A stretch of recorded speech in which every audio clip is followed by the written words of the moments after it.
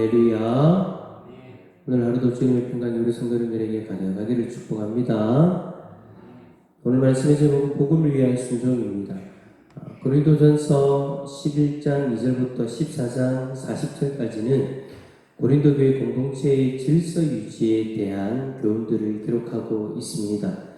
특히 공적 예배와 관련된 그런 권면이 주된 내용을 이루고 있는데요. 본문은 공적 예배 시에 여자들이 예배포 착용하는 그런 문제들을 다루고 있는 내용입니다. 본문은 먼저 고린도 교회 성도들을 향한 바울의 칭찬으로 시작을 합니다. 여러분 무엇을 칭찬합니까? 1절에 보니까 성도들이 바울의 가르침을 기억하고 바울이 전하여준 전통을 지키고 있다, 잘 지키고 있다라는 것을 바울이 칭찬하고 있죠. 여기서 이야기하는 전통이라는 것은 초대교회 그리스도인들에게 구전으로 전해 내려온 가르침으로서 예배와 관련된 그리고 예수님과 관련된 말씀과 사건들 그리고 당시의 사회적 관습이나 규례는 그 규례까지도 다 포함되어지는 것이고 또 교리의 일체의 어떤 내용들도 다 포함되는 겁니다. 우리가 함께 읽은 이 본문을 여러분 보시면 아시겠지만 오늘 본문에서 이야기하는 전통은 공예비 시 여자들이 지켜야 할 예배포 착용의 관습에 관해서 말씀하고 있는 겁니다. 이것은 여러분 교리나 그리고 진리 그 자체라기보다는 사회적 관습으로 인한 교회 내에서 지켜야 할 관습에 대해서 설명하고 있는 거죠. 바울이 여성들에게 예배포를 써야 된다라는 것을 강조하는 것은 당시의 사회적 그리고 문화적 배경과 밀접한 관계가 있습니다. 당시 헬라 사회에서는 여인들이 외출하거나 공적인 모임에 참석할 경우에는 반드시 머리에 두건을 써야 했습니다. 이렇게 한 이유는 여자가 남자의 권위 아래 있다라는 표시였어요.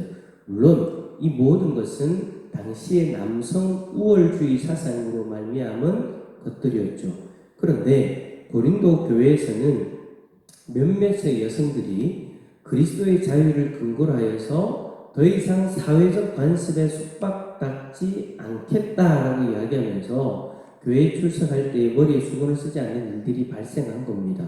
이것은 여러분 오늘날 우리가 보면 아무 문제가 될 것이 없죠. 하지만 당시의 사회적으로나 문화적인 어떤 배경에서 볼 때에는 매우 중대한 문제가 될 수 있는 겁니다. 왜냐하면 당시 사회에서는 머리에 수건을 쓰지 않는 여자라고 이야기할 때는 곧 창기를 의미하는 것이었습니다. 따라서 여성도들이 교회에서 수건을 쓰지 않는 것은 그리스도의 자유를 모르는 불신자들로 하여금 교회를 마치 부도덕한 자들의 집합소로 오인할 수 있도록 만들게 된다라는 것입니다. 이 부분에 대해서 바울은 당시의 남성 우월 사상을 지지하는 차원에서가 아니라 하나님의 창조 질서와 그리고 인간의 자연적 본성의 근거에서 볼 때에 여성이 예배 때 예배포를 착용하는 것은 문제가 되지 않는다라는 것을 이야기하는 거예요. 그러니까 예배포 착용해도 된다, 착용해라 라고 권면하고 있는 거죠. 그러니까 오늘 본문을 근거로 해서 성경이나 바울이 남성 우월론을 주장한다라고 보아서는 안 됩니다. 바울은 남성과 여성 모두가 하나님께 속한 존재이고 상호간에 의존적이고 보완적일 수밖에 없다라는 것을 오늘 본문에서는 계속해서 이야기하고 있는 거예요. 물론 바울은 여성에 대한 남성의 권위는 인정합니다. 바울은 이것을 머리됨이라는 말로서 표현하였죠. 여자는 남자의 조력자로서 지원받았다라고도 밝히고 있습니다. 그러나 이것은 남녀 사이에 인격적인 면에서나 권리적인 면에서 어떤 차이가 있다는 것을 의미하는 것은 아닙니다. 하나님은 인간을 평등하게 창조하셨어요.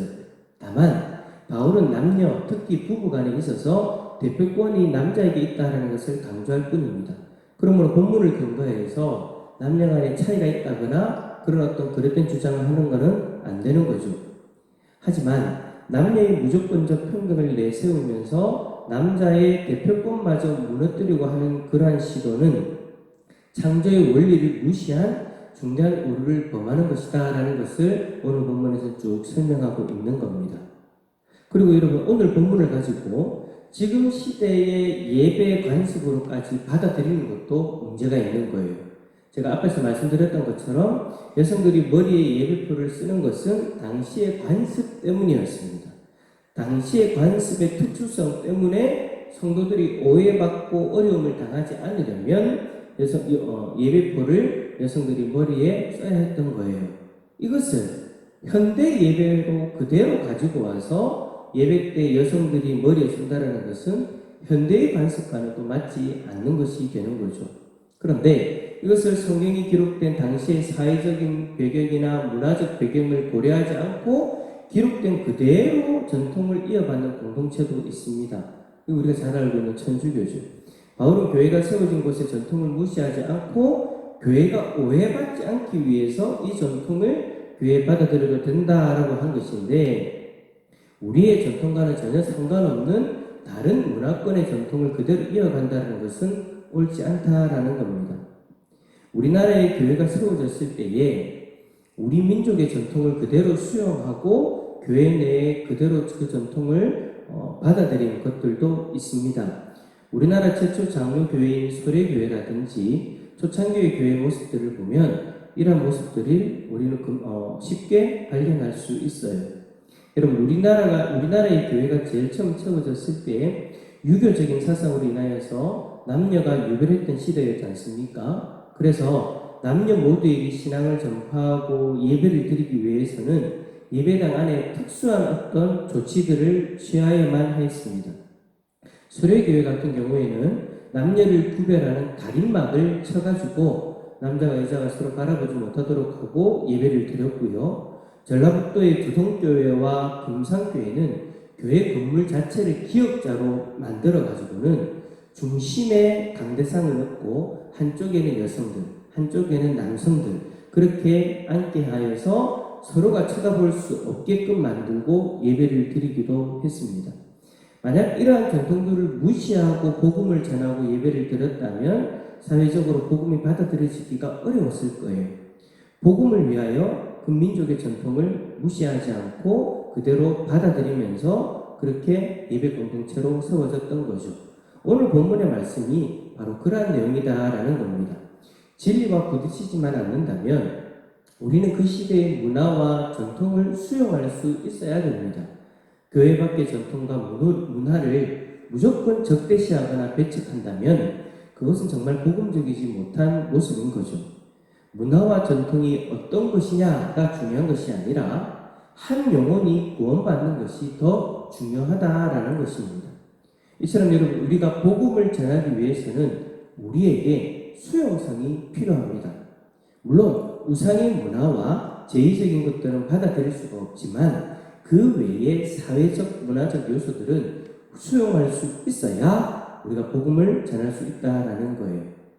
여러분, 우리는 오늘 하루도 또 여러 불신자들을 만나게 될 겁니다. 여러분들의 이웃들, 직장 동료들, 그런 어떤 여러분들을 만나겠죠. 그들을 만날 때에 저들의 문화를 배척하지 않았으면 좋겠습니다. 그들의 문화를 인정해 주시고 다가가시고 함께 하십시오. 물론 그 문화가 죄이거나 진리와 부딪히는 것이라면 우리는 고려해야 됩니다. 하지만 그것이 아니라면 그리스도의 사랑으로 다가가고 그들과 함께 하시기를 바랍니다. 그 모습으로 인하여서 우리가 복음을 전할 수 있고 그들이 함께 하나님의 백성이 되어질 수 있다면 그것은 여러분 우리에게 얼마든지 할 수 있는 일이다라는 것이죠. 오늘 하루 여러분들이 만나게 되는 수많은 사람들에게 그렇게 다가가셔서 복음을 전하시고 그 복음을 전함을 통해서 한 영혼이 돌아오는 놀라운 역사를 경험하는 우리 모든 성도님들 다 되어질 수 있기를 예수 그리스도의 이름으로 축원합니다.